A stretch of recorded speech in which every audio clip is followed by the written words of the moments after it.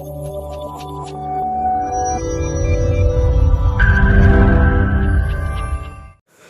जी, एक और important topic दर्पण समीकरण। गोलीय दर्पण के लिए दर्पण समीकरण आपसे एग्जाम में इसका डेरिवेशन पूछा जा सकता है। न्यूमेरिकल के तौर पर आपको क्या करेगा कि इन तीनों में से कोई दो चीज़ दे देगा, पूछ लेगा कि भाई f कितनी होगी, u पूछ लेगा आपसे या v पूछ लेगा, तो तीन में से दो चीज़ देगा और तीसरी चीज़ आपसे पूछ लेगा।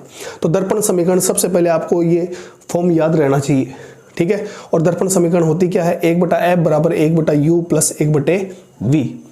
तो आपसे पूछ लेता है भाई दर्पण समीकरण क्या है, तो आप क्या कहोगे कि गोलीय दर्पण की फोकस दूरी u क्या है भाई, बिंब की दूरी यानी वस्तु की दूरी दर्पण से, और v क्या है, प्रतिबिंब की दूरी। तो दर्पण की फोकस दूरी, बिंब दूरी और प्रतिबिंब की दूरी के मध्य संबंध बताने वाले समीकरण को क्या कहा जाता है, दर्पण समीकरण कहा जाता है। तो फिर से इस डेरिवेशन को हम करेंगे कि ये रिजल्ट कैसे आया। उसके लिए मैं फिर से कह रहा हूँ आपको डायग्राम समझना जरूरी है। अगर डायग्राम समझ में आ गया तो बाकी सारी जो है वो मैथमेटिक्स है, हम आसानी से इसको कर लेंगे। तो देखो डायग्राम के लिए क्या करेंगे, फिर से जो आपके इजी पड़ेगा वो आपके अवतल दर्पण है। मैं अवतल दर्पण ही ले रहा हूँ भाई। ये हो जाएगी इसकी मुख्य अक्ष, ये इसका बिंदु P, ठीक है। जो अपन ने नियम पढ़े हैं किरण आरेख बनाने के, वही नियम अपन इसमें यहाँ पर इस्तेमाल करेंगे। तो सबसे पहले अपन क्या करते हैं भाई, आपको पता है कि वस्तु हमेशा दर्पण के आगे रखी जाएगी, ठीक है।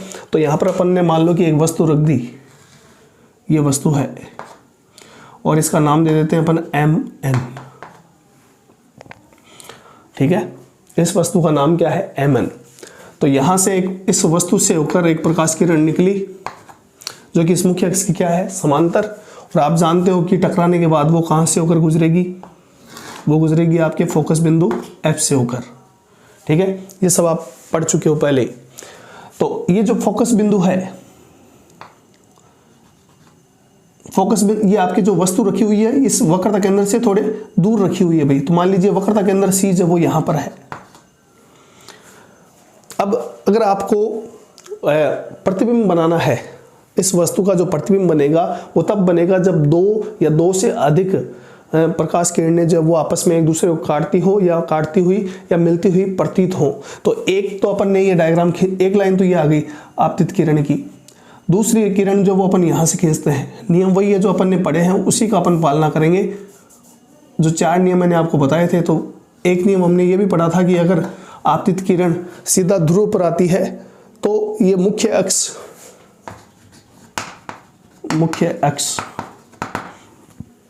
किसका काम करेगी, अभिलंब का काम, और ये बराबर एंगल से इस तरह से होकर चली जाएगी, ठीक है। तो अब देखो यहाँ पर ये दोनों रेखाएं, ये परावर्तित किरण और ये परावर्तित किरण यहाँ पर काट रही है। तो यहाँ पर इस वस्तु का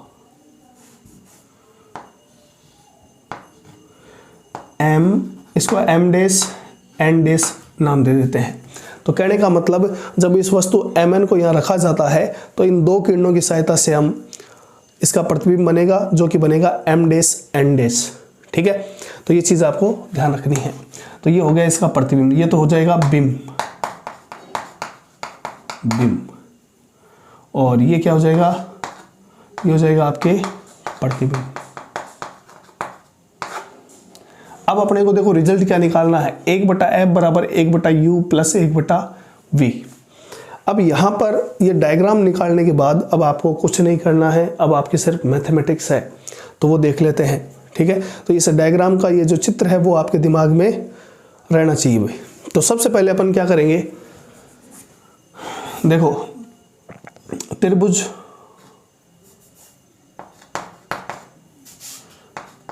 कौन सा, त्रिभुज MNP वह MNP आपको दिख रहा है, MNP ये बड़े वाला त्रिभुज,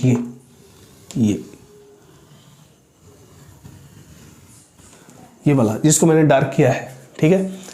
तो यहाँ पर त्रिभुज MNP और कौन सा लेना आपको, M डैश N डैश ये P, ये जो उल्टा है यहाँ पर बना हुआ है नीचे की तरफ, ये एंगल लेना है, ये त्रिभुज। तो त्रिभुज M dash N dash P में तो हम यहाँ पर बेसिकली मैथमेटिक्स की टर्म यूज करेंगे समरूप त्रिभुज। समरूप का मतलब है ऐसे त्रिभुज जो रूप में क्या हो, समान हो, उन्हें हम समरूप त्रिभुज कहते हैं। और फिर उस समरूप त्रिभुज की एक प्रॉपर्टी अपन यूज करके इस डेरिवेशन को सोल्व करेंगे। तो यहाँ पर देखो समरूप होने के लिए त्रिभुज एम एन पी व M dash N dash P में क्या क्या चीजें बराबर हैं भाई। तो एक तो देखो एंगल एम एन पी और यहां पर angle M dash N dash P, दोनों कितने हैं 90 डिग्री है। दोनों एंगल कितने हैं 90 डिग्री। और दूसरा एंगल जो है ये वाला angle angle M P N, ये एम ये पी और ये एन, ये वाला एंगल और ये वाला एंगल दोनों क्या है बराबर हैं। क्यों?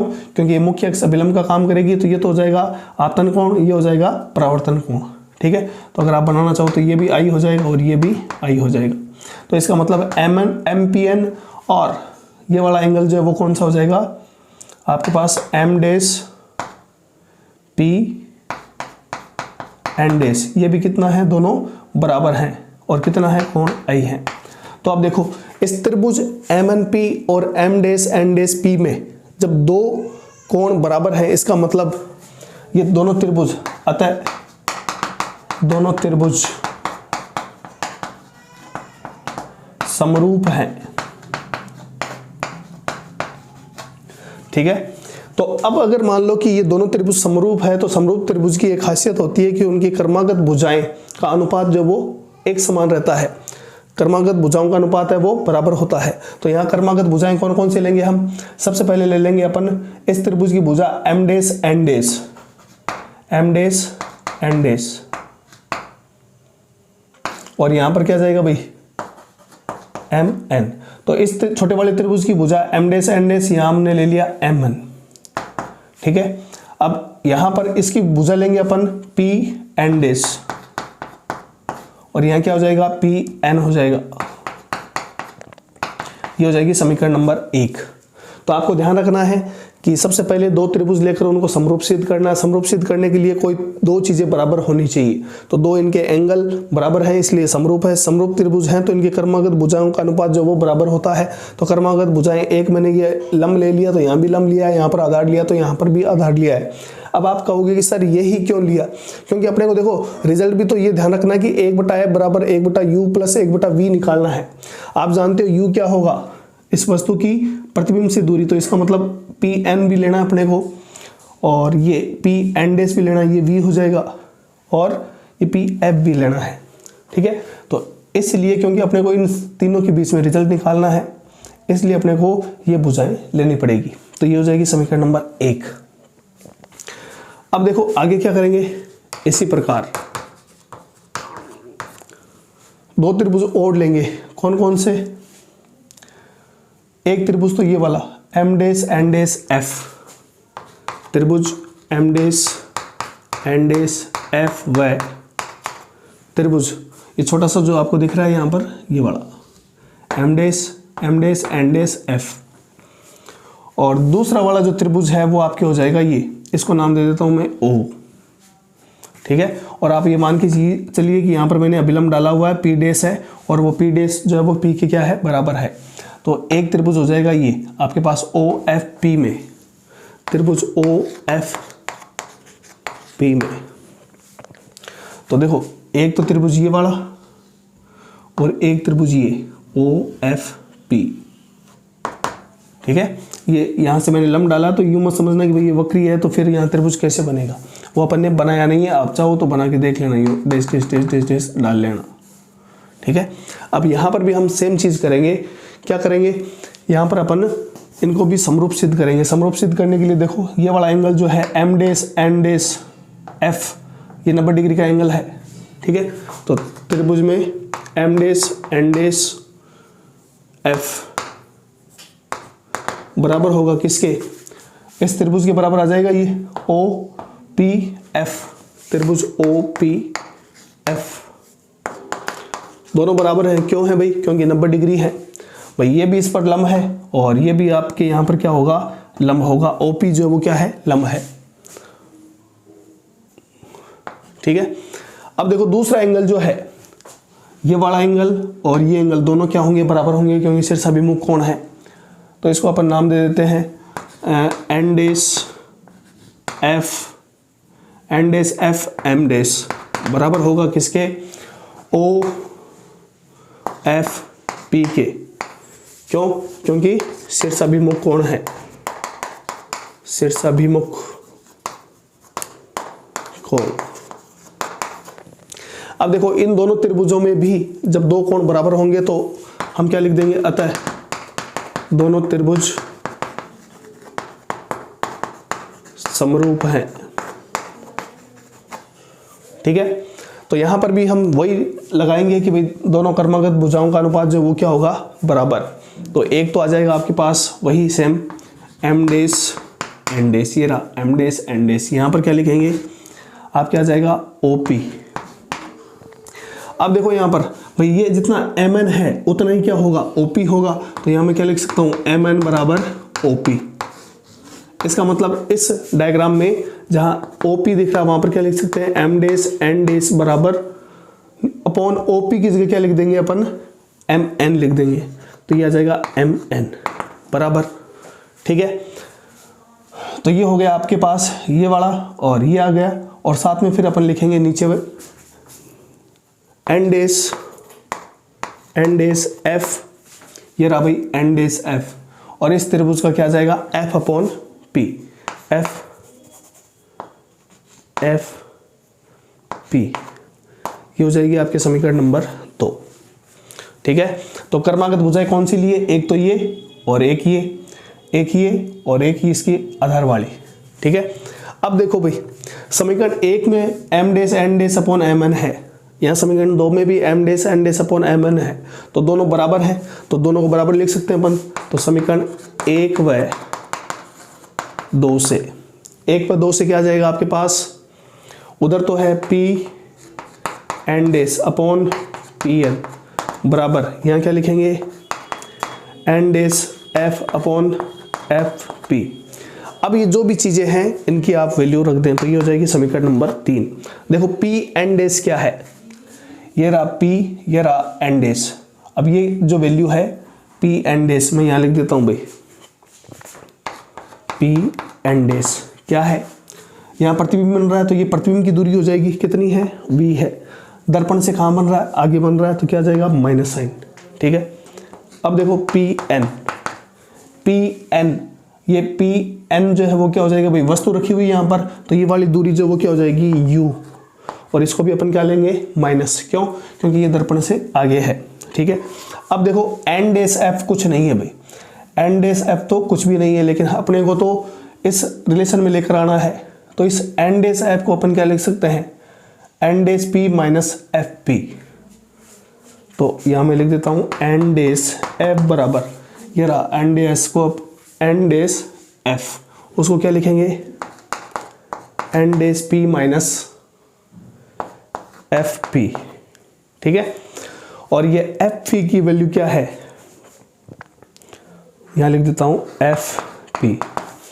एफ पी क्या होगा भाई, एफ और पी फोकस बिंदु और वक्रता केंद्र ये ध्रुव के बीच की दूरी ये हो जाएगी फोकस दूरी। तो एफ पी बराबर क्या जाएगा, फोकस दूरी एफ, ये भी दर्पण के आगे है तो सारा चिन्ह का कैसा आएगा, माइनस। तो देखो एन डेस है बराबर क्या रख सकते हैं, एन डेस पी ये रहा माइनस, ये हो जाएगा आपके पास माइनस वी, और एफ पी की वैल्यू कितनी है, माइनस माइनस प्लस, तो ये हो जाएगा एफ, या इसको अपन यहाँ पर रख लेते हैं। ठीक है, तो एक बार इतना रहने दो। अब देखो ये हो जाएगी समीकरण नंबर 4। तो अब आप क्या करो, इस समीकरण 4 से सारे मान 3 में रख दो, तो 3 व समीकरण 4 से मान समीकरण 3 में रखने पर, तो ये सारी वैल्यू जब रखोगे तो यहां कर लेते हैं भाई, मैं इस तरफ वाला अगर आपने साथ साथ उतार लिया हो तो मैं इस तरफ वाला मिटा देता हूं। ठीक है, आप उतार लेना इसको, तो मैं यहां पर मिटा देता हूं, इसका कोई काम है नहीं अब।